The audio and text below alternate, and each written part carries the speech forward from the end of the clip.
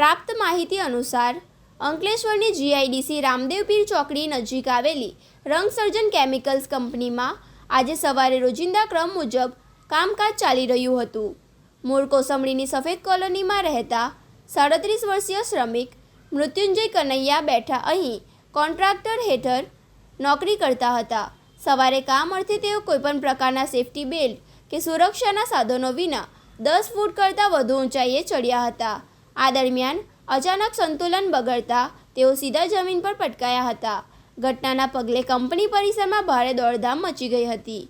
Company સંચાલકો દ્વારા લોહીલુહાણ હાલતમાં શ્રમિકને તાત્કાલિક નજીકની જયાબેન મોદી હોસ્પિટલ ખાતે સારવાર અર્થે ખસેડવામાં આવ્યા હતા. જોકે ત્યાં હાજર તબીબે તેમને તપાસીને મૃત જાહેર કર્યા હતા. મૃત્યુંજય બેઠાના મોતનો સમાચાર મળતા જ તેમના પત્ની અને 3 બાળકો સહિત પરિવારજનો આઘાતમાં સરી પડ્યા હતા અને તાત્કાલિક જયાબેન મોદી હોસ્પિટલે દોડી આવ્યા હતા. હોસ્પિટલ પરિસરમાં પરિવારના આક્રંદની ગમગીન છવાઈ ગઈ હતી.